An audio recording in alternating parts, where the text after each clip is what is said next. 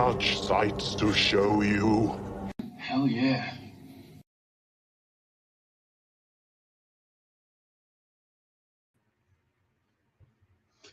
Hey everybody, it's Wednesday. It's time for the Horror Syndicate Discourse, and we are talking about a new movie to me, a movie that's about 6 years old or more.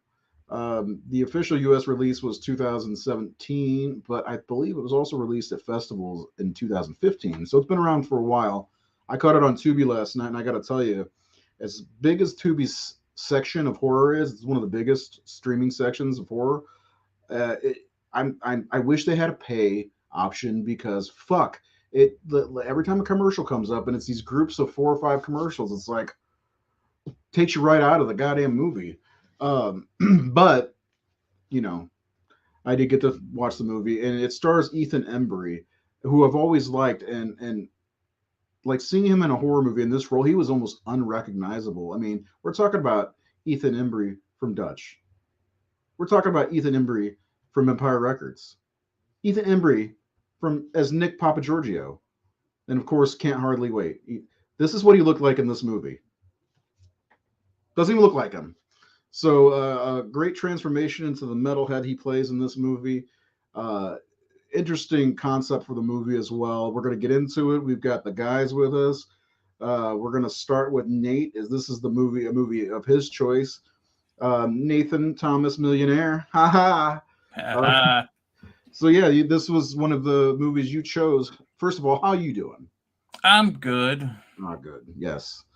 What about this one attracted you to it? I know because you mentioned it for the last couple of years, I think, of one that we should all watch, and now we have. And I know Jared did an article for the Horror Syndicate like 4 or 5 years ago with this. I have to check that out. I don't know how it came on the radar. I remember. I think I just rented it. I mean, the guy who made it, Sean Byrne, had made the film The Loved Ones before this, and I actually hadn't watched The Loved Ones, or maybe I had, but I just didn't give it enough of my effort because it was a guy tied to a chair movie, tortured kind of thing. Oh, yeah. And it was after the whole torture porn craze of the 2000s, and I was like, I'm just tired of watching movies like that. So I think I didn't give it my full attention. I went back to it after Devil's Candy and really liked The Loved Ones. And The Loved Ones was real popular when it came out. There was a lot of hype about it. I don't know if you've seen that one or not, but it's I haven't. It's about a girl who has a crush on this guy, and she's kind of awkward, and she asks him out to the prom, and he kind of turns her down. He's got his own girlfriend. He's going out with another girl, popular girl. And the night of the prom, her dad like kidnaps him, and they have him tied to the chair at the table and like forcing him to have prom with her at her home with her dad and him and her. Real dark shit. And but I took a chance on Devil's Candy, and I talked about it with you guys. Like, of course, I have a lot of closeness to this because the main character is an artist who is like just super, super close to his teenage daughter, which I am. I really saw the parallels between myself and Jesse. I don't paint topless or anything. I saw the picture you sent me of you with the mask on. Yeah. I was trying, but I don't look like that. Yeah, he is fucking like he's ripped in this fucking movie. Like he did, like right before he did this movie, he did that movie Cheap Thrills, which I don't know if you saw that. I didn't see it. I know what the movie though. Yeah, and he's a pretty tough hard guy. He's harder in that than in this, because in this one he looks tough, but I don't think he's tough in the movie. I think he's very normal. Mhm. I think he's actually very kind of out of his element and kind of frightened. He talks tough sometimes, like, "Oh, I'll just smash that guy," but I think he's actually very uncomfortable and scared. And but I just was really blown away by the movie. By the time it got to the third act, I was just like, wow, man, this is intense shit. And I was just really floored by, and again, it's a swift hour and a half movie. It moves really fast, I felt. And It does. I love the relationships of the family, especially you know, being that close to your kid and failing them. You know, it's heartbreaking. Like you mentioned, it's have someone that you have so much faith and love and be that close to, and then fail them and have them. Well, we'll get into it. There's a lot to talk about. Yeah, I was gonna say that scene in the police station. I expected her to react differently, so I was pleased with her reaction when she saw her dad. Yeah, I'm bringing the other guys. I know, and we'll do Jared because Jared wrote a review on this in 2017, and I didn't get to reread. I wanted to reread it, but I didn't get a chance because I just really don't like your writing. It's like no, it's like nails on chalkboard. It's like a nail to the forehead. It's like no, I just didn't get a chance to reread it. But yeah, I mean, what were your impressions? Even like, did you get to watch it again recently, or? Yeah, I watched it. I watched it again today. Yeah, so being around children more because you have kids now, did it change the way you look at this movie at all, or? In ways, yes, for sure. When I wrote this article, I had a segment back in the day for people who didn't know called Bloody Streaming Roulette. Yes, it was a good one. Which was kind of like Bloody Screaming Roulette, where I would just randomly pick a movie and watch it. If I remember right, Devil's Candy was on Netflix when I picked it. At the time it was, yeah. Yeah. I'm a big metalhead, so I loved the You look like the nuances that went throughout it, for sure. It kind of fell flat for me in my article. It was a mini article, but the fun thing is when we get back into the meat and potatoes, my view kind of changed after 5 years. So I mean, it definitely is a movie you need to see more than once because you may not get or appreciate everything all in the first viewing. Yes. We will do a quick callback to the book of Keith Saunders. Sometimes it takes more than one viewing to get a movie. Yeah, I totally agree. I'd like to rewatch this, not on Tubi. Yeah, because again, Tubi has some great stuff, but I think Tubi is better with like the older nostalgia-driven type horror movies, or even Italian or foreign films. Because watching something made in the mid 2000s or even later, it's just there's a lot of these movies are tension based, and this one absolutely is. The commercial. Commercial. Yeah, commercial. And they put the commercials in the most fucking opportune times. Right. The final act in the house. Worst parts was getting ready to happen. You heard the car hit the other car or whatever, and then it's like, hey, welcome to White Castle or whatever. Like, what the fuck? So, yeah. Anyway, me and Seth discussed it a little bit last night, and I'll get into my questions. I don't have my 5 questions, but I have some questions about certain things. But overall, there are a lot of things about this movie. First of all, I didn't expect it to be what it was. It has that satanic panic type quality to it in a way.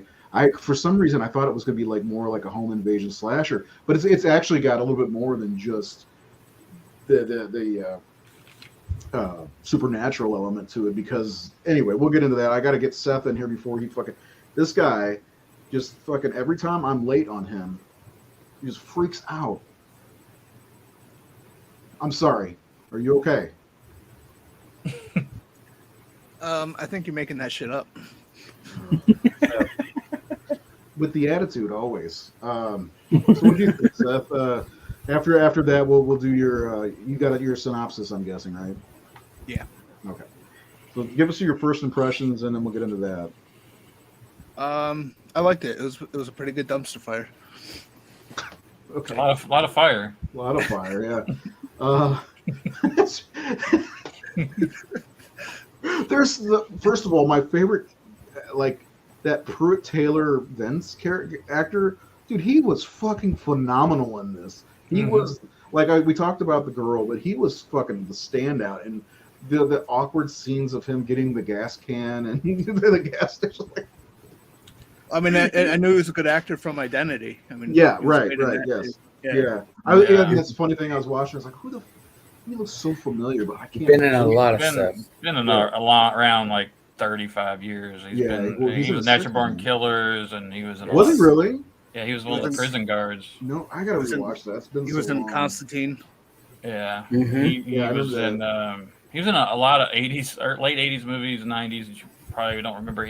The movie that got on this part, actually, I saw this movie, but I totally forgot about it. It was actually James Mangold's first movie.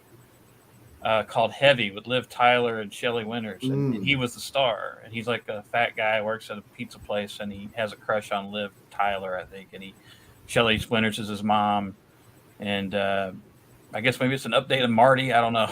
That wouldn't be much of a stretch, by the way, having a crush on Liv Tyler. No, it wouldn't. But I remember seeing it back in the 90s when it came out, like 97 or so. And Mississippi Burning. Yeah. And Jacob's Ladder. Wow. Yeah, he's been in a lot of stuff. Yeah, JFK. And I could never remember the guy's name, and unfortunately, I'm a terrible person for this. It's like I just called him the googly-eyed guy. Yeah, I never, because that's what he's kind of known for, was the eye movement that he had. Yeah. And sometimes he would use it a lot in like comical movies or something. But I was looking up that it's called nystagmus. Is it something he had? Like a? It's an element. It's a is it really? thing, and Yeah. it's causes It's a condition. involuntary eye movement. Okay. Eye movement. Yeah. Damn it, he's in a lot of stuff I've seen.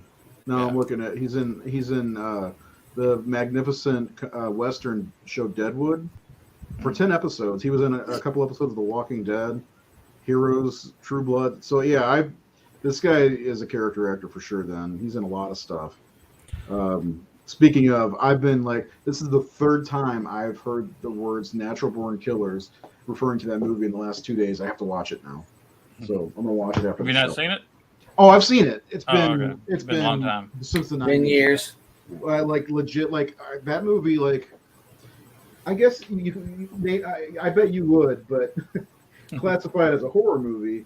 But I never thought of it that way. But the movie, Horrific, yes. it's horrific for sure because the scenes with Rodney Dangerfield fucked me up, like legit.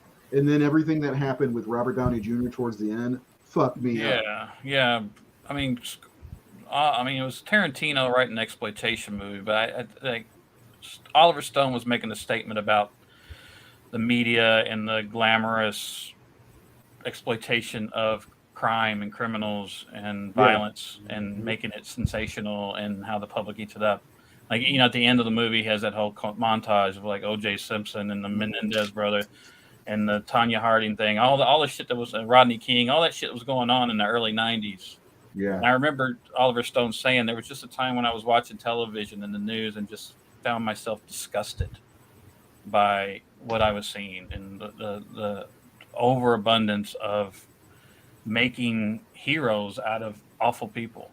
And we get that a lot now. People talk about all these fucking mass shooters, and like we should stop fucking talking about them and naming them and giving them any kind of attention. That was all over TV today. This guy in Atlanta. I'm gonna toss it out there, see if you guys are interested. But I think I'd like to do an episode on that movie. Natural Born Killers. Yeah, I fucking love to do that. Would you? Okay, yeah. I know it's not. It's one of those that straddles the line, but at the same time, it fucked me up when I first saw it, and I have not seen it since. So like, I do remember a lot of it, and I love Woody Harrelson.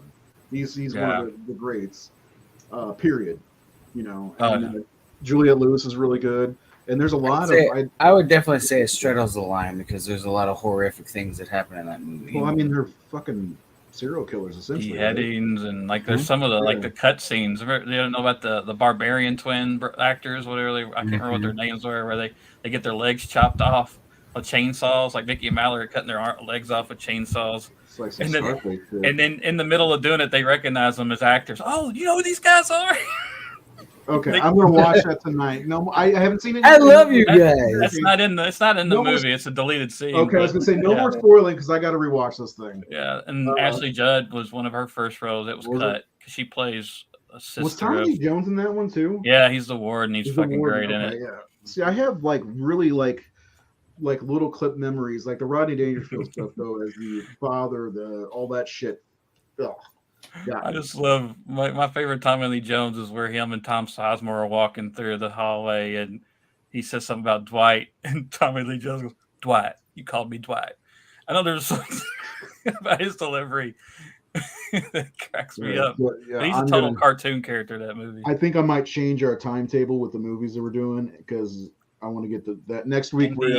The interview, I'm sorry to cut you off. The interview with Mickey Knox was a big inspiration on The Confession of Fred Krueger. Like that was one of the, because I love that interview. I love the between Robert Downey Jr. and Woody Harrelson. That is a cool fun fact. I'm going to rewatch. It's on HBO Max if anybody wants to watch Natural Born Killers. Next week, it is Nathan's birthday. He's turning the ripe old age of 32. Congratulations. Yep, 32. Going backwards. So you're turning 23? No. Be 47. 47. Well, we are going to do an episode, which I want to know if you've even seen this or watched it, but The Ninth Gate, Roman Polanski. Have you seen this one? Oh, yeah. Love that movie. And apparently I did a 5-star rating for it, and it's more beloved than I knew. But we're going to get back to the Devil's Candy, if you guys are okay with that. We should. We watched it. Well, yeah. I mean, Candy is dandy. So we've got Seth is going to do his synopsis, and here's his intro.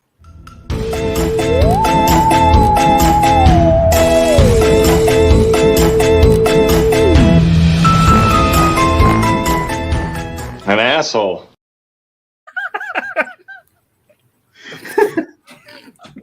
Take it away, Seth. Oh my God, that was awesome. All right, so the Devil's Candy, aka Lucifer's Edibles, to sell a house in Texas, a real estate agent oversimplifies the deaths of an elderly couple, leaving out a few minor details like the fact that they were murdered by their son, cosplay Kingpin, who is still at large. So a family moves in. The father, Jesus, his plain Jane wife, and his metal daughter, they move into the house. And when they're there, Jesus hears the same strange noise that cosplay Kingpin heard in the beginning. And it kind of entrances him to do these really twisted paintings, and one of which in the painting is his daughter burning. And at the same time, cosplay Kingpin comes knocking on the door. He wants to come home, and basically he sets his sights on the metal daughter, and it goes from there. So that is my summary of Lucifer's Edibles. Well, another fun fact I didn't think about, because my birthday is on the 10th next week, and Pruitt Taylor Vince and Identity. Remember everybody shared a birthday? It was my birthday. It was the 10th. Was it really? Yeah. Nice. Okay, I missed the end of that, but dude, fucking cosplay Kingpin. Cosplay Kingpin. That's Chubby Bald Jonathan Davis. yeah. Well, okay, so I like the way this movie opens, by the way, with him just playing that chord really fucking loud and just kind of staring off. You know, I really like that. I'm like, you don't know what he's doing, but I thought that was a really cool way. And then he eventually goes to a hotel and does the same thing. And the cop, it's the fucking cop. God, the fucking cops in this movie. That's all like, oh, they piss me off. But Seth, I'm glad that you've really embraced this synopsises by an asshole. Because that was beautifully done. I missed the end. I'll rewatch it. Very nice. Yeah. Keep it up. I hope you have a good one next week because, Corso's unscrupulous. So Doing cigarette burns next week. Thoroughly. He's sending me a copy. He said Seth's got like 3 copies of that shit. Well, have you not seen Cigarette Burns? I have not seen it now.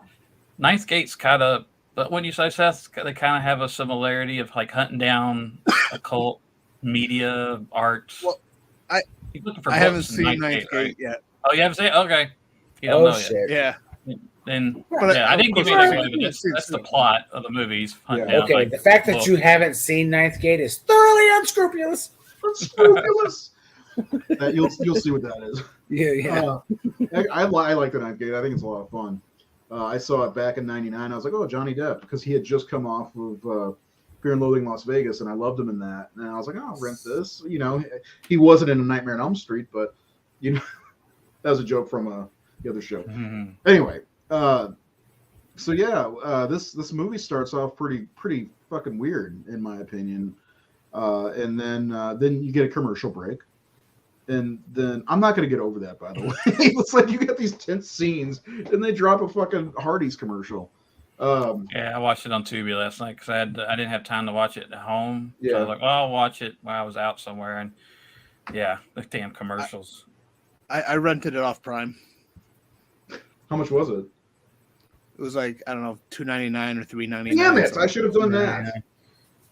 Might have I know saved what- you about like 40 seconds of your life. No. Their More commercial than breaks that, are but, almost like- 3 minutes long now. I And there know. was like 6 of them. It feels like that.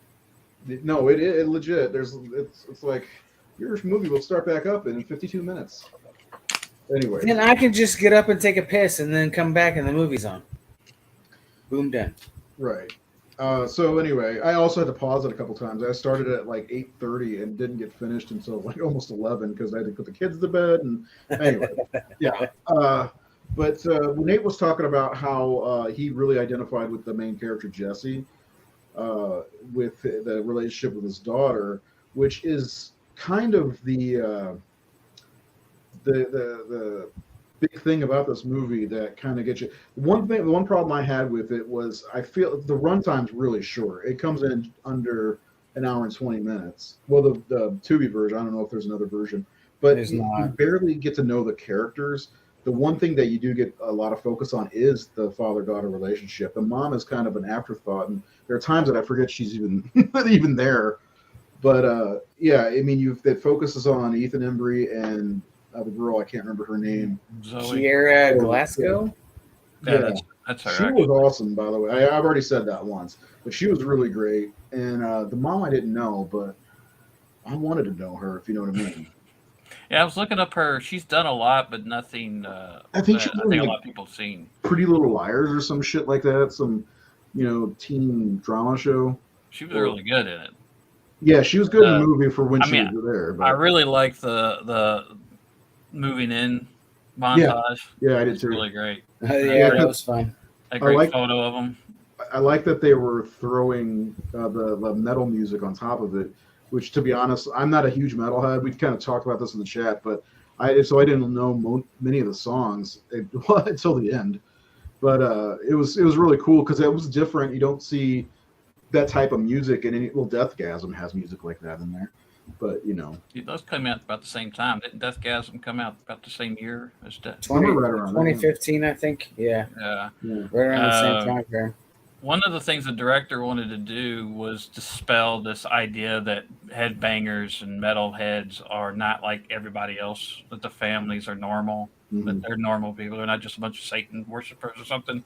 So he was really important for him to just show a loving, close family that are just like everybody else. Yeah, and they are.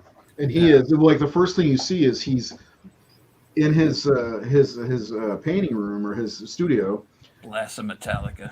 Blasting some heavy music, painting. You see the long hair. He's kind of hiding his face a little bit. You're like, oh, and most people will think, well, this guy. Turns out they're going to go look at a house He's got a daughter, you know. It's like in the scene where they're looking at the house, just it's like you do get the sense that yeah, he's a regular dude, not that you know what metalheads do have a stigma on them. Do we? Yeah, you do. You're not a metalhead. Stop. You're a faker. Mhm. Shots fired. Anyway, yeah, Yes, which I like that fucking scene. shots fucking fired. And that fucking realtor bugged me while I was watching it. He reminded me when I was like kind of looking down at something when he came on. I was like, "Is that the dude from X?" He sounded like Oh yeah, the older guy, the I can see porn that. producer guy. Yeah, and nice house too. Yeah, that's another thing Sean wanted to do. Because most of these movies, the high house is always like dilapidated and scary looking and haunted, and I wanted it to be like a nice house. It just happened to have this horrible history. Well, you know, the lady just what did she do? She just died, and her husband had to follow her. I like that. Like there's all the little details, like when the dad comes in, he's holding a beer bottle, like you know Yeah. he's been drinking because of his son, like the situation with their boy, and like it's like seeing his wife dead is like, well, he finally did it. He killed my wife, and I'm just fuck it. I can't keep going on like this. I've been dealing with this kid because he first went to the hospital when he was 12, right? They said he tried to do that with a little 9-year-old girl. Yeah. And they caught him, and he went to solo. This is something he's been struggling with his whole life. And, you know, Sean said that he thinks that the dad tried to do a lot of things to distract him or get his mind off of it, like probably Legos and all kinds of stuff. And they landed on metal music as a way to distract his mind. The way it made it sound like he was able to drown out the voice that he heard by playing that metal song. I forgot to ask you, Jared. Did you have any notes, tidbits? One of my notes is he only played the same chord every time. Yeah. Which I think is supposed to be the devil's chord. Is that the devil's chord? That was it, Tommy Iommi? Yeah. Iommi, yeah, from Black Sabbath. Yeah. He only played the same chord every time throughout the movie. It's just it's a hard chord. It would make sense. And they use it in like tense scenes in the hallway scene and all that. Like they use it in the actual soundtrack. Did you guys see what is it called? Hell House LLC? Yeah, that was good. Yeah, I like those movies. But it almost reminded me of the piano playing in that song and the way it's very dreadful sounding. I guess that's why it's called the Devil's Chord. But yeah, that made me that chord alone, and the movie kind of kicks off with that. It's kind of creepy in a way, which is the same thing as the piano playing in Hell House. I wonder if that's the devil's noise. Maybe that's the brown noise. Anyway, do you have any other ones, Jared? I do have a couple. I'm a little disheveled because of the having to leave and come back. Sorry. I wish they would have actually named the movie The Devil's Chord instead of The Devil's Candy. But that's just me, because that is what I kind of got from it. I like that title better. Was that supposed to be the title? No, that's just me. Oh, I like that actually. We already talked about how I did the review of 5 years ago. I did not like it the first time I watched it. I'm a big metalhead. Maybe just the years passed, I guess. It's been 5 years since I saw it. Yeah. I mean, I just felt it was a little flimsy, as we say. But I enjoyed it much better watching it the second time around. So that's my own personal fun fact. Ethan Embry's hair, he was in a wig. You couldn't tell. At least I couldn't tell. It was a good wig. It was a good wig. Yeah, it was. Like usually you can tell. That doesn't. I'm telling you. It looks natural. Yeah, it does. Was this so a wig? Right. Shoplifter. Shoplifter. Was that a wig? Oh my god. Dutch. Sorry, go ahead. I love Dutch. Oh That's my a good gosh. movie. Yeah. John Most Huston. people don't remember that guy from Dutch at all. He doesn't even look like that though. Like, anyway, go ahead, Jared. No, so when he drove up to the art facility, it's called Bilal. I don't know if you guys know what that word means. Yeah. Satan. Yeah. Satan. It's another word for Satan. It's a That dude totally always makes me think it's F. Murray Abraham, the guy playing. I know. Leonard. Yeah. It's not, but he always reminds me of him. I saw the credits come up, and I'm like, I didn't see his name there, and I rewound the credits. I'm like, did I miss it? Was he uncredited? He totally looks like him. It's like Stephen McHattie looks like Lance Hendrickson. You're like, is that Lance Hendrickson? Who does? Stephen McHattie. You probably watch him in a movie and goes, oh, I like Lance in that movie. Oh my God, he does. I had to look him up. Oh my God, he looks exactly like him. Holy shit. And then, hold on. What was that actor's name in this? Oh, I wrote it down somewhere. Because I've seen him in other things. Yeah, I like he him. was in the Annabelle and that Yes. series as a priest. He's a priest, yeah. Tony Amendola. Amendola. Yeah. Because he does look like F. Murray Abraham. He does. He looks exactly like him. Holy shit! You'd think he'd have a bigger, more bigger career then. Was he in Scarface? No. No. Okay, I gotta stop. I've got one more. Good. Which this would surprise me because this soundtrack actually had a lot of really decent music on it. Yeah, it did. Metallica's "For Whom the Bells Toll" played on the credit scenes. The director Sean Byrne couldn't thank the band enough. Apparently, they went out of their way. They watched and enjoyed an early version of the film and then offered the song at a very reasonable rate. Once you have the Beatles of metal on your side, all the other bands joined in pretty quickly. It's kind of funny too because they even like make a joke at Metallica's expense. It's like, can you play something lighter? You're like, what, like Metallica? Yeah. Yes. And they Yes. opened with their cover of "Am I Evil" by Diamond Heads. Yeah, and then you got Slayer in there. But yeah, that's really cool to have Metallica endorse. I was watching an interview and someone told Ethan Embry that, and he goes, "They've seen it." Like he was real excited that Metallica had seen it. That's really cool, though. Yeah. Anything else, Jared? Yeah, sort of. No. This is actually a different one. This is actually a question for Nathan. Okay. As an artist, would you create the type of art like in the movie? If asked, or would religious overtones be the reason not to? That's actually something that's happened. I had a friend. I did a movie poster or a DVD cover for somebody's first film, and then he did a second movie, or I don't know if he ever did it. I don't think he actually ever finished it, but it was pretty fucked up, and it was a upside down cross, I think, with some. I won't even go into it, but I did do the artwork, and I just didn't sign it, and I said I don't want credit for it.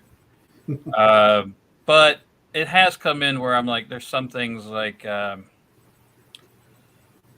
some things you just, because like I remember I got hired by the company who does T-shirts for a lot of metal bands, and I ended up doing a shirt. I don't know if they came out or not. I did a Rob Zombie shirt. I did Alice Cooper shirt.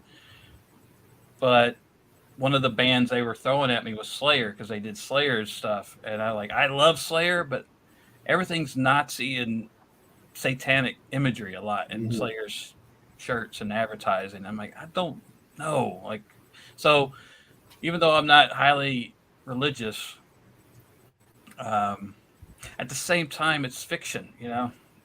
I kind of it's just fiction. So, I mean, I make horror movies. I'd be kind of hypocritical if I didn't. I mean, I would make a movie like this, and I wouldn't think twice about having that imagery in it, or playing with, you know, satanic panic or whatever. So, I don't think so. But the one I said I wanted my name off of, it involved like some really upsetting stuff. So I was like, but was it the original cover of Guns N' Roses' "Appetite for Destruction"? Because that one's unsettling. yeah, I did. But you know, yeah, at this point in my career, I probably wouldn't. I probably would say, you know, I don't think so, because there's things I did in early films that I wouldn't do now. You know, so yeah, I think that's a good question though. But yeah, that painting, the painting actually, I read the artist was his name is Steven Kasner, the guy that did the painting in the movie. He actually did 30 different paintings, and you can see it on the DVD. They have all of his paintings, all his drawings. I think that sounds like a brag to me. You can see it on the DVD. Thanks, Tubi. And the guy, the painter, suffered from chronic pain. He had some kind of medical condition that caused chronic pain, and he hadn't actually painted since 2010 until he got that job in that movie. Wow. So he said it was very cathartic to paint that stuff. I read something. It didn't say it in the article about that, but like that maybe he belonged to the Church of Satanism, or the whatever it's called, the satanic. Good friends with Anton LaVey. Yeah. Speaking of one of the scenes I wanted to bring up in this movie, since we're kind of like Jared, I'm sorry. Did you have any others? No, I was just kind of doing something to segue to talk to somebody else. No, that was good though. That was a good question. But that scene where Jesse's painting, and then you get I forgot his name, but the Pruitt's character, who's Ray. So he's going through what he does after he bashes those two brothers. The mop. Yeah, the mop and everything. That, like, how they intercut that was really cool. Yeah. And also, like, it messes with your mind, if it did for me anyway, because like you see the blood, you see what he's doing with the blood, you see what he's doing with the paint, and they're going back and forth, and like it was unsettling watching the paint hit the canvas. Well, you know what I'm saying? Like it that worked very effective for me. So I wanted to get your guys' views on that part of the film. It's a good director's choice of covering that. Sometimes you see it in other movies, like you talked about Nightmare on Elm Street 2 the other night. You had the cutting of the tomato from the opening transition. Yeah. It doesn't work as great. No, it would work better if it was a clean cut, not a Yeah. Yeah. I always like that though. Yeah. Two man fingers. Yeah, I can love Nightmare on Elm Street too. But that's one of the scenes that really stood out for me was that kind of montage, if you will, of one artist doing what he does, but kind of being possessed at the same time, where the other artist, if you want to call him that, the killer, is doing his thing. And eventually, I also like when he comes to the door and he connects with the girl because she's got the little tattoo. I don't know if that was real or like a fake tattoo. The girl, I think she was only like 13 when they shot the movie. Yeah. So, well, I mean, like real for her. Oh, but like, yeah, the character, and then he leaves it for her and stuff like that. And then he decides he didn't want to, but he decides to kidnap her to, because he's got to feed the devil his candy, which is where the title comes from. I was wondering where that was going to come in, by the way. And they explained it, that the kids were like the devil's candy. Let's just talk about Ray and because it's such a great let's talk about character, man. Why do I always get characters like that named after Ray? Because I don't know. But what's so great about him is he's terrifying, but he's such a lost child, and that's part of what they wanted. Like, he didn't want to take the part, and because he always plays villains and stuff like that. And Sean actually wrote him a very passionate letter saying, "I need you because I need someone who looks like a lost child inside of a monster's body, kind of thing. Like he wanted, and Taylor does, or Pruitt does get that through. You see, he doesn't want to do this. He doesn't want to kill these kids. He's in pain. He's scared. He's, when he gets in bed with her, which is creepy as hell, great scene. Big time. He's like, I didn't want that to happen to you. You're special. And he's like, he wants to be her friend. He likes her, but he's like, it's almost heartbreaking. This guy is completely in hell all of the time. Like he has to deal with this Since he was 12. since he's a child. And he doesn't seem like he's grown from that. And he's still 12. very, like the way he handles with the cop, where the cop's talking to him, it's like he might as well be 5 years old. Like, he doesn't want to look at him, doesn't make eye contact. When he goes to the gas station, the guy's like, just the gas. He's kind of like, just his motions, his body language, everything is very timid, nervous, afraid, damaged, but also. And the thing is, what's interesting is his violence is extremely brutal. Like when he uses that rock, every time he uses that rock, it's so brutal and effective and upsetting to watch. Yeah, he gets that kid from behind, and then the cop later on who's so close to the gun, and bam, blood all over his hand, and the woman pinned to the car. Like when he hits her, it's just so that was surprising, brutal. Honestly. Yeah. And my first thought when the cop was like crawling, I was like, "Where is his gun? Please shoot him!" And then it shows the gun in the frame. Yeah, there's another scene that I was going to mention with him and the girl whose name I keep forgetting.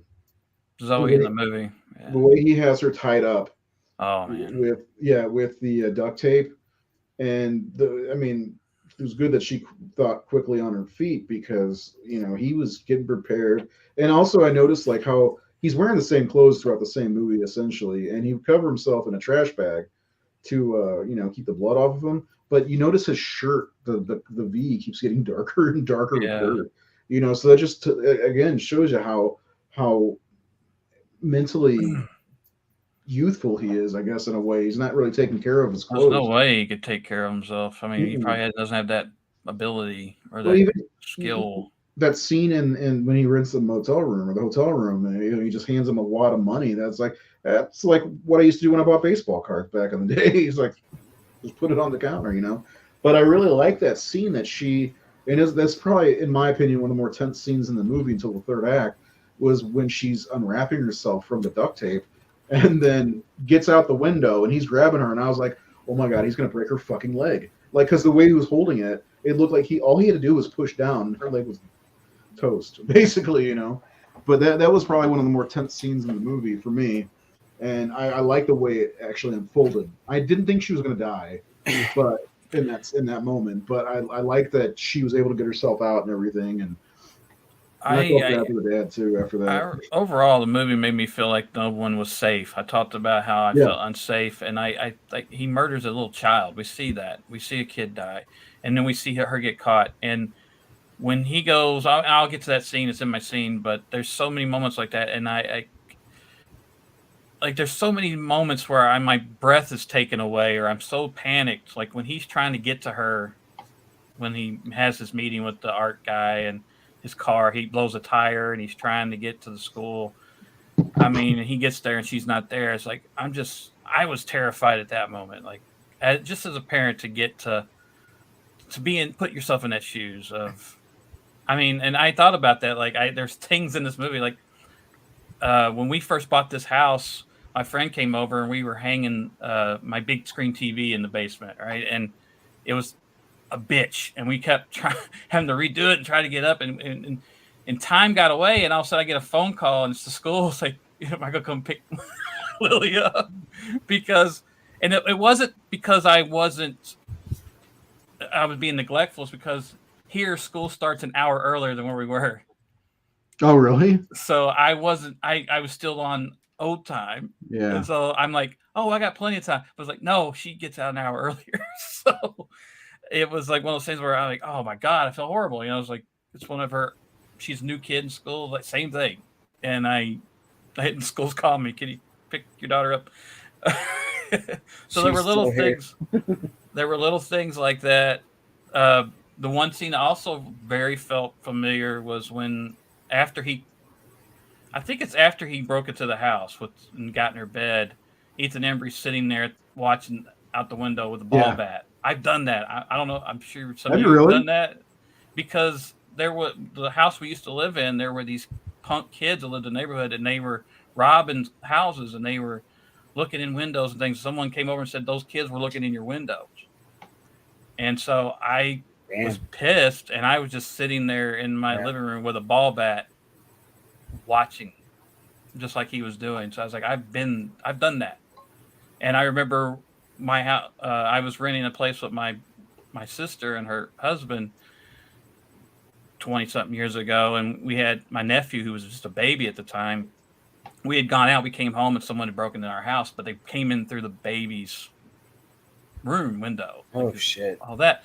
So my brother-in-law saw that and just fucking kicked the hole in the wall. He was like, they came into my fucking baby's room, and what if he was here? What if he was there when they came in through the window and all that? So I kind of related to like that Heaven help you. frustration he had. Yeah.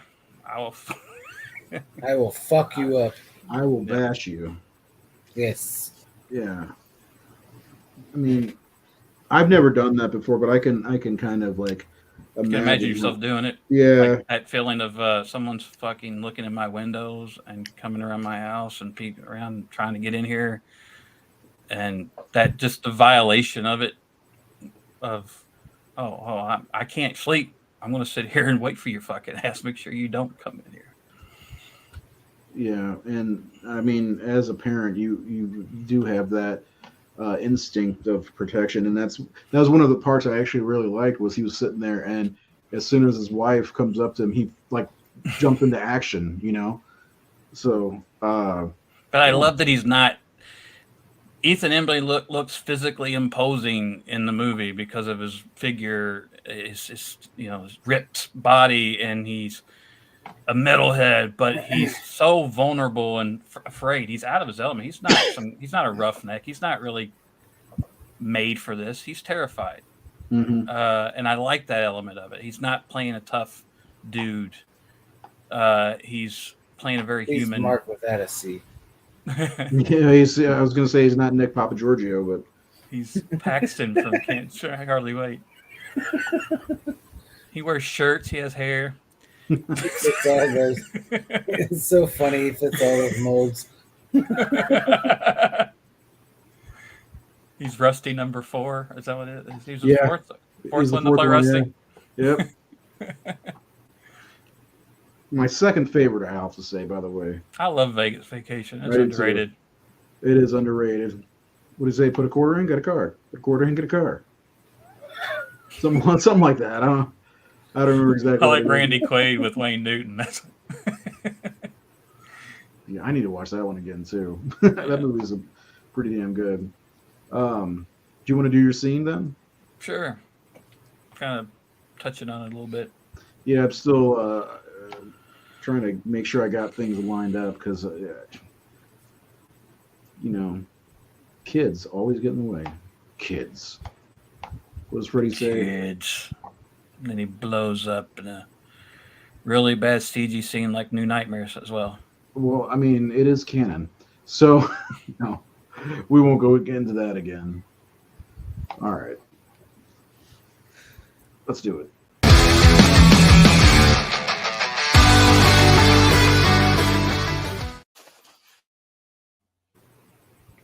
It's me about 20 pounds heavier. What? That's how I've been dieting. I'm about 20 pounds heavier there. What picture? When was that picture taken? I don't know, a couple of months ago. But Did you do that picture for this? Yeah. Oh, I didn't know that. I thought it was just some random picture you had. So, I was like, oh, that's the perfect picture for this. Yeah, post. I need to get Jared to post for some pictures too, because I got Seth doing it and got you doing it. Jared, come on. I know. I love his Fulci picture. I do too. We didn't get to do that today. Team, I'm really off my game. We're gonna do Nate's thing, but first this.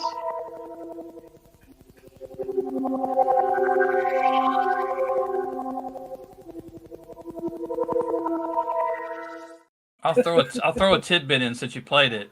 Okay. Nick Cave's Red Right Hand was a big inspiration on the film and the script, and Really? Oh, Yeah. I love that song. yeah, it was Red Right Hand. The song was inspired by Milton's Paradise Lost. Mm. I think it's like the vengeful hand of God is what the red right hand is. It's in the book. So I think that's it. Like he's kind of the hand of the devil in this movie, killing for the devil. Okay, scene.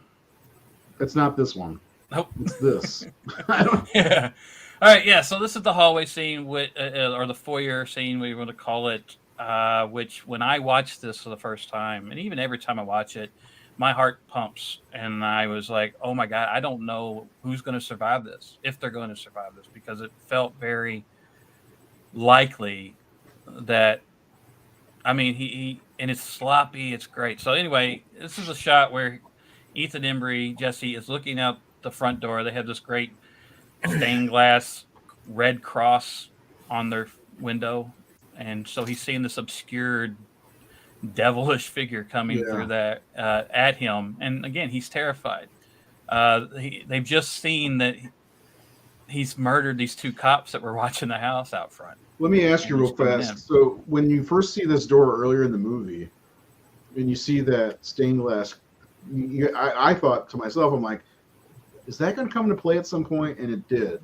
Yeah. But anyway, go ahead. That's one yeah. one thing So it's kind of a stained glass cross, like the and Mercy Cross. He's pretty scared here, and I right before this happens, I love how scared Zoe is when she's begging her mom not to go out the door to look what's happening. Like she's like pulling her and crying like I've seen children cry. Like it felt very real to me. Yeah. Like completely, no, mom, don't go. Like, and it was very honest. It's kind of a shame that this actress hasn't worked since this, but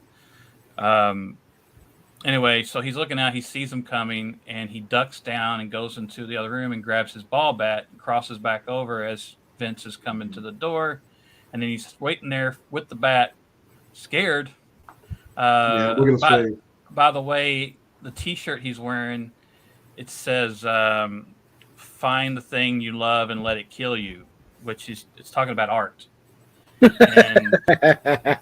And it's that. Yeah, it's based on Charles Bukowski, who was a poet and writer, great, kind of like a Burroughs, Hunter S. Thompson type, kind of notorious for his drinking. But he said that. I actually wrote down his quote is, "My dear friend, find what you love and let it kill you. Let it drain from you your all. Let it cling into your back and weigh you down into eventual nothingness. Let it kill you and let it devour your remains, for all things will kill you, both slowly and fastly, but it's much better to be killed by a lover. Falsely yours, Henry Charles Bukowski."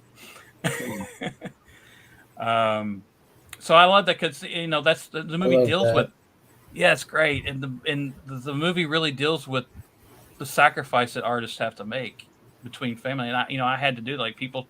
I run into so many people like, how do you maintain what all you're doing with your art and then family and all that? Like I put my family first before everything. Like I could have done a lot more that I did, but my family comes first, so I didn't do a lot of things, and that's what the guy says. With art it comes great sacrifice or whatever. I think Leonard says something about that when he's trying to go pick up his daughter. Are you ready he's to like, sacrifice? He goes, no, nothing, and he says something like, "No, this matters." So he makes the choice to, no, I got to go get my daughter. Like, so I love that. But he's right. Like, find what you love and let it kill you. And but as Bukowski's saying, we're gonna die anyway. So at least let something you love and are passionate about be what does you in. So it's like, and art and his alcohol killed Bukowski probably. So anyway, so he's waiting for him. The door starts turning, very classic horror, and he comes in. He's got a key because he used to live there. And he goes to swing, and I love how sloppy this is because he goes to swing. They're in tight quarters. He ain't got much room to swing a ball bat at him anyway. but he turns around with that gun and fires and misses him. He drops the bat. I don't know if he hits the door or what. He loses the bat. He's shooting all over the place there. He's shooting at the ceiling. Yeah, he like 3 or 4 rounds went off. Yeah, he shoots like 3 or 4 rounds, and Ethan slips past him trying to run away, and he catches him and shoots him in the back like twice. And Ethan falls down, and as far as we know, he's fucking dead. He doesn't move. Sean doesn't give us a close up. He doesn't show us him move at all. As far as we know, our hero's just been shot dead, and now his wife and his daughter are completely vulnerable. They're hiding in the closet, I believe, at the end of the hallway. So now here he's laying there dead, or not. I think he's dead. He walks over, looks at him, and then he walks back to that door. He can't get in. He shoots the door, and then sorry. Well, there's no shot. I didn't show all the clips, but he goes. Okay. He goes in. There's a fire from within the closet.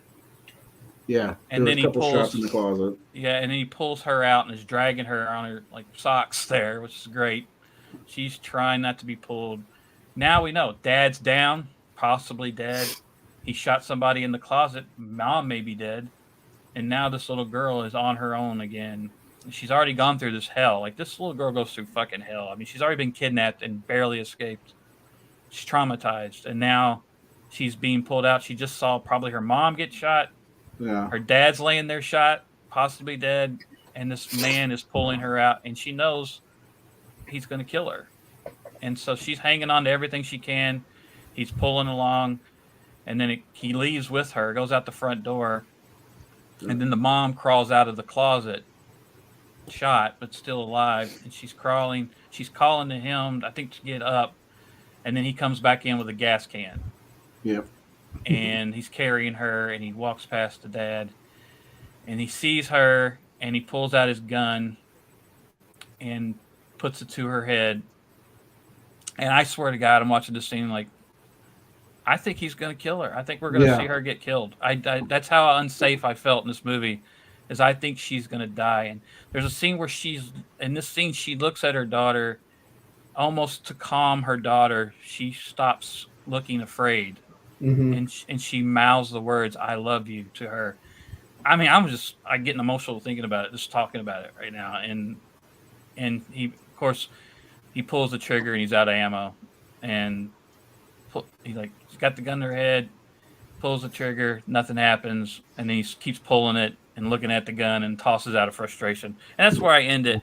But I wanted to talk about the scene. I like that he hits it also, yeah, like I did like that.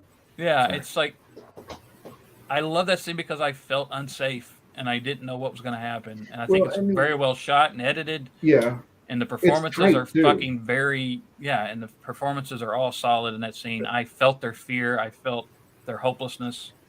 I wanted her to be saved. I didn't know who was dead, who was alive, who was going to die.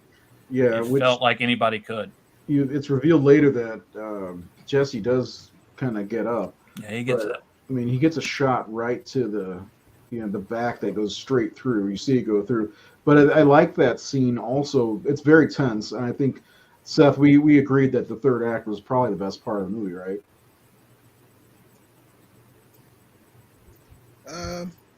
No? Sure. Okay. Trying to get you involved. But yeah, I like that. It's another hallway scene for us, just like Evil Dead Rise. But yeah, when he had the gun to her forehead, and I was like, oh shit, he's gonna take everybody out. This is gonna be one of those movies where the villain gets what he wants. It's a terrifying home invasion sequence. It really is. Yeah, for sure. And plus it kind of almost teeters. This is what I was going to say earlier. It kind of teeters on a slasher element, almost like a Michael Myers or a Jason Voorhees breaking into the house and taking everybody out as well, which I did like that. And then of course this is right before the end when they set the room ablaze, because he sets the room on fire, doesn't he? Yeah. Yeah. In a weird shape, and he's gonna feed the devil its candy, and then they stop him, and the house burns up, and they have to go back to that bad view they had in the city or whatever. I'm just guessing. Mhm. So, a couple of things that kind of bothered me about this movie that I wanted to discuss for a minute were, like I said before, I wanted more time with the characters because the mom was good but forgettable in my opinion until the end. Like throughout the whole movie, it's like I forgot about her half the time. I will say the two standout characters in this were Pruitt Taylor Vince and the girl. I had her name just now. The hell's her name? Kara Glasgow. Yeah, she was fantastic, especially for her age. Anytime I see a kid around that age, having somewhat of a powerhouse performance, I'm like, damn, that's something that we got to mention because she was really good. But Vince was just a standout in this movie, in my opinion. One of the things, I was going to say the cinematography was great in this movie too. But one of the things that kind of bothered me, that kind of goes along with a short runtime, is the scene with F. Murray Abraham's doppelganger. Yeah.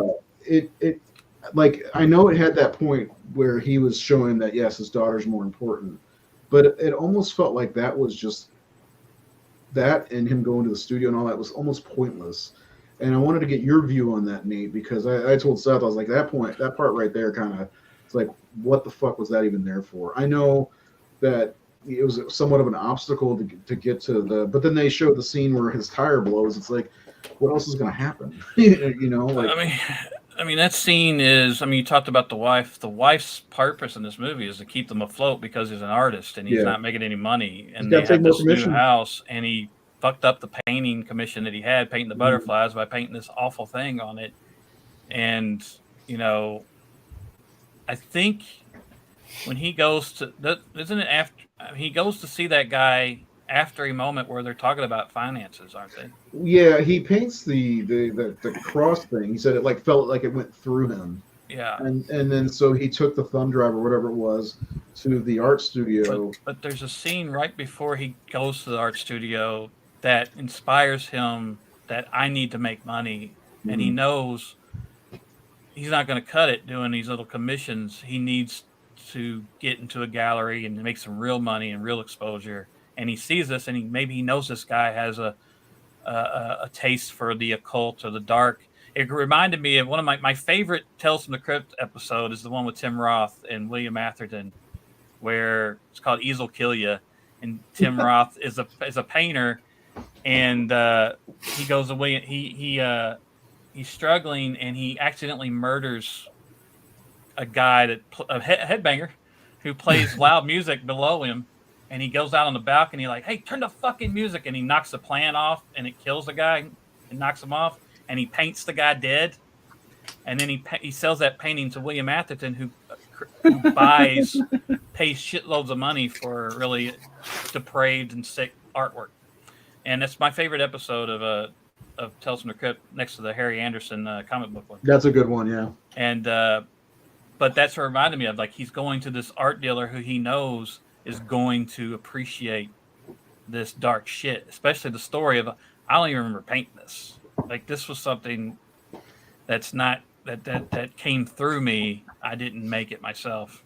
So I think that whole thing is just to do his part and make money for the family to keep this house. And that's what it was. She wants to fly in V. Oh yeah, and he said he already got her guitar. She goes, well, it's not a flying V with a Marshall, and so yeah. I think he goes because he wants to buy that for her. I think that's why he goes to the art dealer, because that's what happens right before he goes.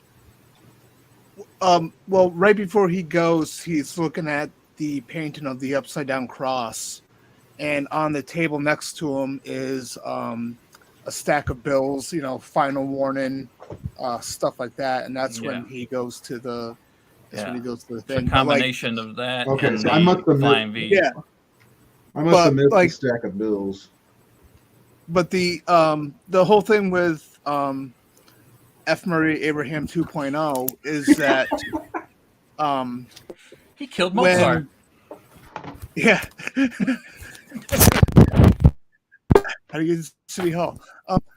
Did he just get hit by a rock? like when he came into it and like his whole conversation with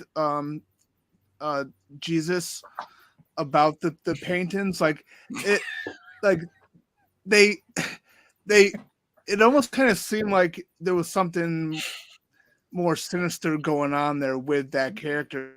So like I almost Maybe kind of he's felt Satan. like it was like almost like leading into like where maybe there was something going on, because there was also like this really like kind of like close up shot of the chick from the art gallery too, like when she Yeah. calls him up, Mhm. and it just kind of seemed like it was like a mysterious type thing. So like I was kind of like almost expecting those characters to sort of factor into this whatever satanic thing is going on, but then it didn't kind of go anywhere. Well, it's like Jared had mentioned that the place was called Belial, which I mean, it kind of implies that maybe this F. Murray Abraham too is Satan, and he's making That's these what deals. so part Yeah. of the movie I was wondering if Ethan Embry's character was going to be like, because he starts getting the visions to paint this or whatever. So Faust or at Crossroads, Daniel Yeah, Johnston and I was wondering storyline. Yeah. if something along those lines was going to happen, and then I guess this movie subverted my expectations. Yeah. But yeah, like, so that's why I was like, they do this, and he looks like the way he sits on the couch and the drink he gives him to drink. It's like, it almost feels like he's, indoctrinating him in some way. Yeah. You know what I'm saying? Like, and then that was the end of it, and I was like, damn, that did not go the way I expected it. So it kind of that was one of the things that bothered me about this. I can't find that episode on here, Nate. I want to watch that episode now. I think it's like season 4 or 5. It's one of the later ones. I think it's 5. Great. Got What's one it of those called great again? Tales from the Crypt twists. Easel kill ya. Easel kill you. Anyway, yeah. Actually, So that was sounds like what? I thought that was maybe one of the earlier seasons. Are you going through? Yeah, I'm in going order? through. I just looked at. Oh yeah, it's season 3, episode 8. Of course, I'm a big Tim Roth fan too. So Well, of course. that's yeah. Episode 8. Episode 8 of There it season is. 3. How did I pass that? I passed that twice, just so you guys know. What happened to Jared? I'm a big Tales from the Crypt fan, so Yeah, I'm gonna watch that one. I like Tales. I got all of them on DVD. She gets to watch Mr. Orange and Dickless in an art story. This man has no dick. Actually, I also like him in Real Genius, William Atherton. Did you ever see Spielberg's movie with Goldie Hawn with him and her? Sugarland Express. No. It's a really great movie. It's one he made before Jaws. Oh, okay. It's they're lovers on the run kind of movie. Nate, there's a lot of movies I need to see from the 70s. Come on. You made me a whole list. It's Spielberg, baby. It's Spielberg. Yeah, I want to see that newer movie he did, the Fabelmans. I know you talked very highly of it, and I'm just kind of waiting for it. I don't know if it's streaming yet, but like waiting for that to happen, because that's the way we roll these days. Anyway, Jared left, huh?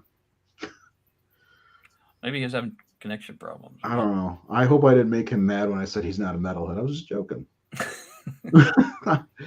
Poser. Yeah.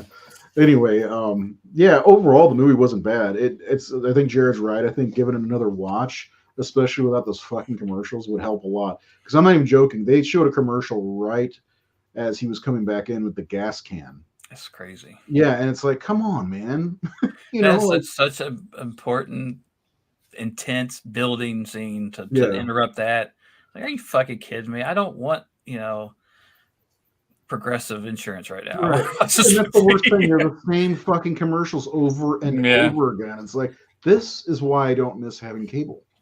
It's just funny to think like we just lived with commercials for so long, and now we're like, damn commercial. What the fuck?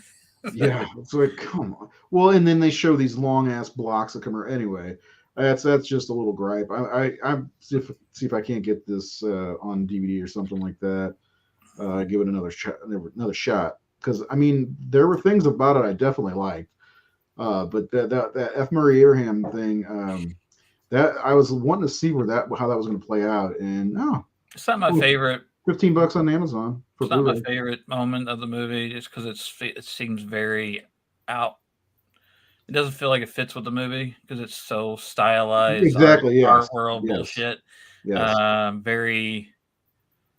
Everything else feels very believable. Like everything is just in these guys' heads. But I mean, there is a connection overall that it's kind of falls into that Sixth Sense Stir of Echoes situation where he's actually hearing the children and the victims wanting freedom, and that's the purpose of that's who's talking to them, I guess. And so he finds their bodies at the end. That's what that is. I figured that's what it was because Yeah. it showed. Yeah, so he came back to the property to bury the kids. That's how many kids you think are buried in that property? Pulled out about 4 cases, I think. Yeah, think about that. It's like the end of Dream Master. You freeze the souls of the children. Yeah. Alice. It's like when he's talking to his wife, like they're begging me to do this, or like he's hearing this voice. It's like, I mean, we're hearing the devil thing, but it's like, I guess at the end we're feeling that it was the children that were begging him. And that was another thing because I felt like the house they move into, the house wasn't the problem really. It was the well, I guess it kind of would be because as soon as he moves into the house, he starts hearing the children. But it also made me wonder if he was starting to get possessed, as in like the Pruitt's character was possessed. Ray was possessed, and I thought it was going to start happening to him, and he was going to start being weird to his family. It's just like, when you watch a movie, sometimes you kind of start thinking, oh, well, I feel like this might happen, and I'm not saying I wanted that to happen. It just this movie definitely did not go the way I expected it to. You know what I'm saying? So, but you kind of think maybe that Jesse may turn into Jack Torrance or something. Like like turn him evil or something. Which I'm glad they didn't go that way. I'm glad I'll say that. Yeah. But I just want to throw this on there. Our audience gave it a 75%. Higher than It Follows. That bugs me, by the way. That really fucking bugs me. Yeah. Yeah, that bugs me. I was like, I'm gonna post one of the scores, but I want to find a lower one. I saw that. I was like, what the fuck? 64%. What are they doing? People just don't like. And somebody said, where are all these people who give movies 5 stars? I was like, well, they give 5 stars to nostalgia-driven movies and 1 star to the modern horror for the most part. But I don't know, whatever. Sleepaway Camp 2, 5 stars. It Follows. No stars. It Follows was 100% one of the best films from the 2010s. So boring. It's so boring. Explain why you don't like it. Stupid. I asked somebody that, and there were like 5 comments after that. It's just, I like It Follows. This movie was good. I don't know what I would give it. But yeah, I'm glad we were able to cover this one. I'm glad you guys liked it. I always get worried when you haven't seen one. Like, oh, they're gonna fucking hate it. Yeah, it's like. But I just felt like well, I don't know what's to not like in this. So. Well, there was not really much to like. I just wish there were a few things they'd expand on. Because the runtime's so short, it feels like they could have expanded on a couple other things. But every time I watch it, I get like shocked because I know what's coming, and so when it gets to the home invasion at the end, I'm like, "Holy shit, we're already then!" Like it comes out of like, "Oh, we're there." Okay, yeah. At this point, I had to pause it whenever they were in the police station after the daughter is back with her parents, and that great. You were supposed to. You swear on my grave that. My grave. Yeah, which is a heartbreaking scene. In my opinion, because that's another thing that didn't go. I thought she would be like, "Oh, I love you," and this. No, she gave him this. She shot this look at him, and I felt bad for Jesse at the same time because he's trying to help his family, like we talked about with the devil, F. Murray Abraham 2.0, and then his fucking tire blows out, and I also had flashbacks of Hereditary in that part for some reason. But yeah, his tire gets shredded too, man. Yeah, the character with Jesse, like that whole after the scene, because the thing about Jesse is he's her hero, obviously, and so, but he's failing in every way, financially, being late to pick her up, all these things he's constantly failing her, and that's trying to live up to all those things that he wants to be. So I think that's also the motivation again of going to sell his soul basically to this guy. Yeah. But he decides in the end not to. Like this guy's like that sacrifice is part of it, and he says no, not this is more important. Mhm. It's her. And then again, maybe he is Satan. Maybe it's divine intervention that got involved in that tire blowing and things like that, keeping him from getting there. Well, maybe maybe that was his test, if you think about it in a biblical sense. Yeah. He was being tempted by F. Murray Temptation. Abraham Part. Temptation. He was tempted, and he fought off temptation. But then but maybe that's not his. Maybe the tire blowout was, his this is what you get for not coming to the dark side or something like that. Yeah. I know Ethan said he really loved, he said to him, this movie is a love story. It's about that love of the family. And this was actually this movie, because he's not known for stuff like this, but he said this is actually more in line with my taste of film. No, he's more like the. Yeah. But I do have an answer for his problems, financial problems. All he's got to do is go back to Empire and. Well, he had to raise money for that fucking place too. That's true. That's true. God damn the man. Save him. Damn the man. Like Lucas taking part of the couch with him. That's one time I wanted to tell you this because I know you like Mr. Cochran. You're kind of buddies. Cochran, yeah. So Helena loves him in that movie. We watched Empire Records quite a bit, and except for the scene with Rex Manning and the ranch trip. He didn't want to do that movie at all. Like when I talked to Roy about Empire Records, he was awesome in that role. He goes, all I got after fucking Days of Confused were these kind of odd stoner type characters. That's all they wanted me to play. Well. And he's not a drug guy at all. And he's like, I just didn't want to do it. And he goes, I basically did the movie because I gave him a fuck you number. He said, I gave them they wanted me so bad that I threw all these demands on them and this high price, and they paid it because they wanted them. He goes, he made more than Anthony Pellegria did on that movie. And I think he also did it because he was dating Renee Zellweger at the time. Oh my God, really? Her get the part. Yeah. So they were dating because she was in Days of Confused and she was in 11-45 with them. So yeah, they did 3 movies together. She was in Dazed and Confused? She's the girl that walks by Wooderson. She's got a red and white. She doesn't have any lines in the movie. She walks by. She's got white pants, white and red striped shirt, and he's checking her out. And I think that's where he says, "So what's this year's high school crop of girls looking?" So that's outside. That's Renee Zellweger. And there's a part where they're during the hazing outside the theater. You see her walk up in the Daisy Dukes and the sweat, and she's squirting ketchup. Yeah. Hey, if you look for her, you'll recognize her. Yeah, I love that movie. That's one of those movies I watch a lot. So, but no, I was gonna say, Helena. One time she got in trouble for something right after we saw the movie, and I was like, "You do not get up off this couch." Okay, and she I see her in the kitchen getting a drink. I'm like, "What are you doing?" She's like, "I needed a drink." I was like, "I told you to stay on the couch." She's like, "I got a pillow." I'm like, "Oh my God, Lucas!" She was done being in trouble after that. So I do love him as Lucas. Yeah, he's really good as Lucas. Him and the guy Brendan Sexton Jr. plays the shoplifter Warren Beatty. Mm-hmm. I love their interaction. Fucking Warren! I love his reaction when Rory's looking at Rex Manning. He goes, "Hey Rex, what happened to your hair, man?"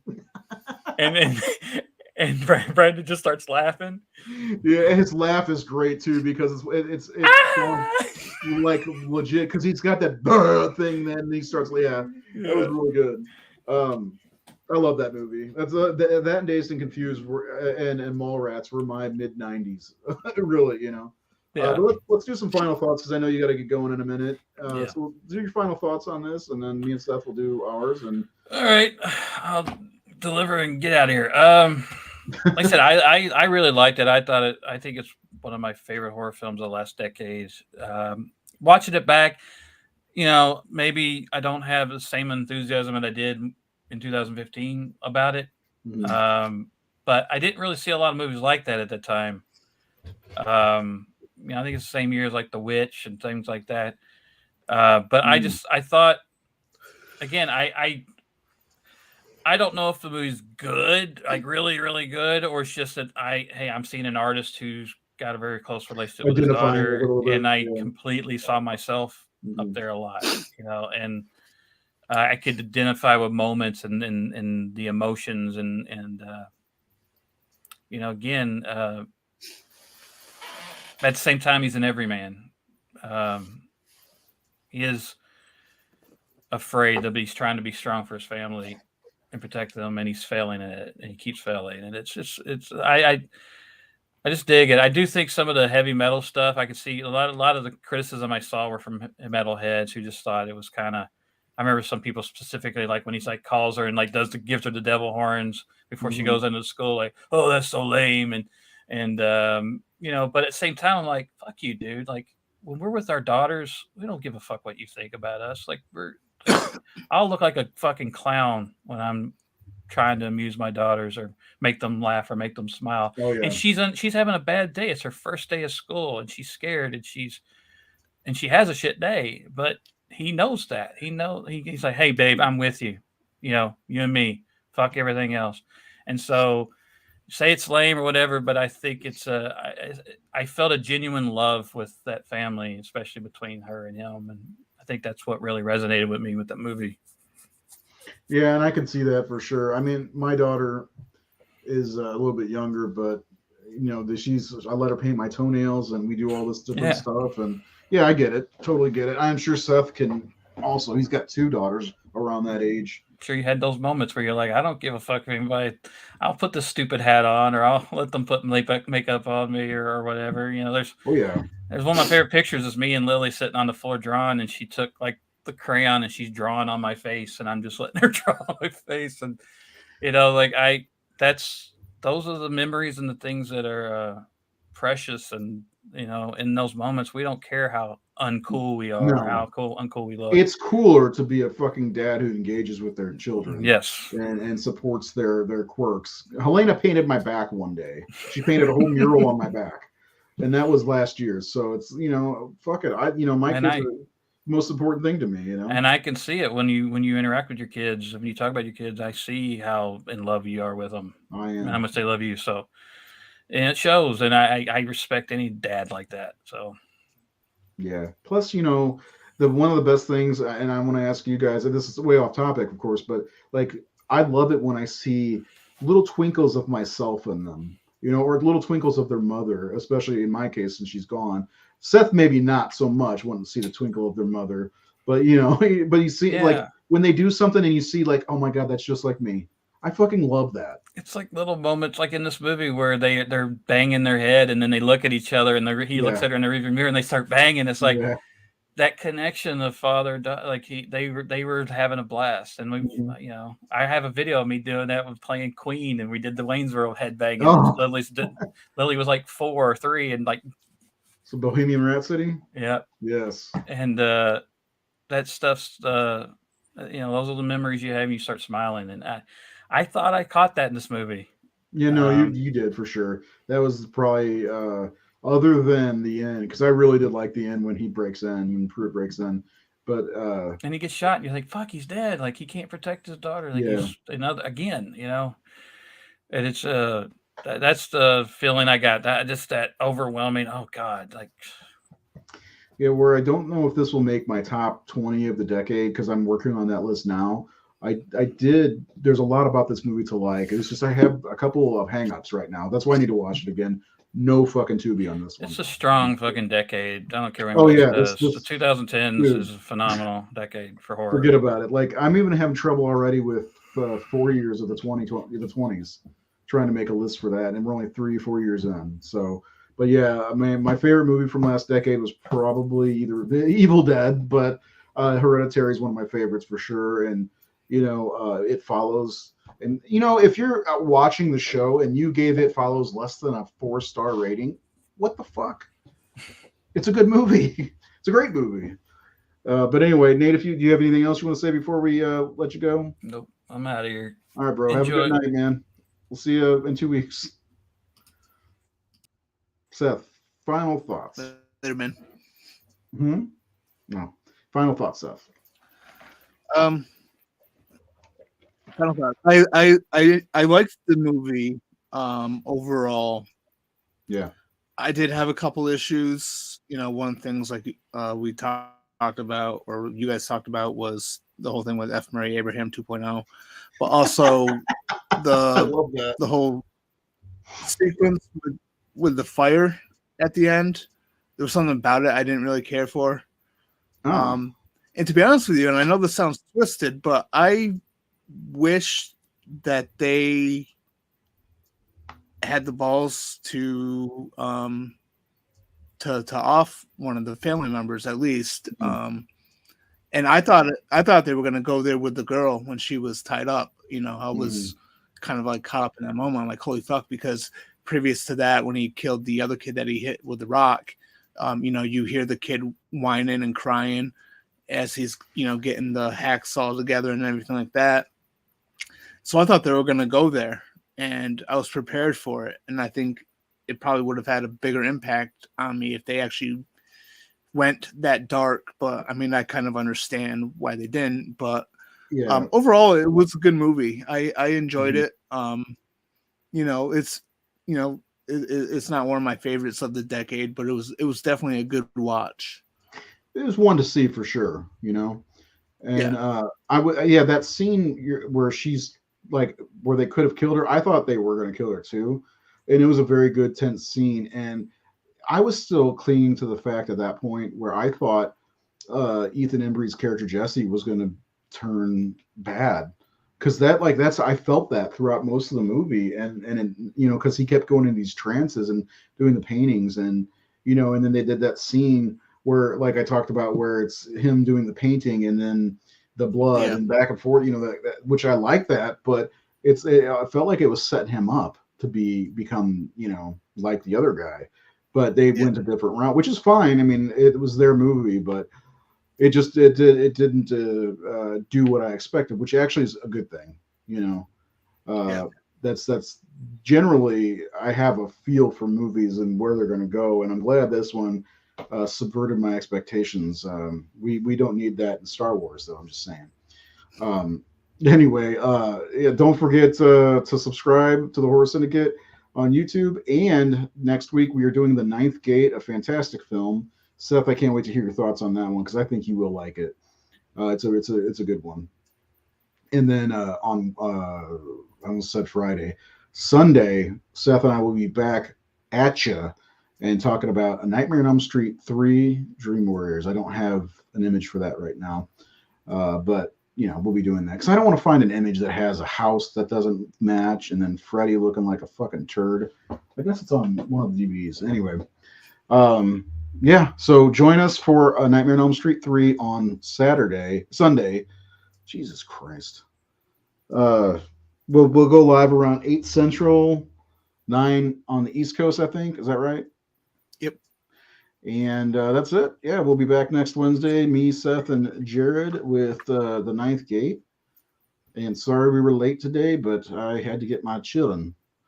So Seth, have a nice night. You all watch some horror movies. Make sure you watch The Ninth Gate. Make sure you watch A Nightmare on Elm Street 3, The Dream Warriors. We'll see you next week. Bye.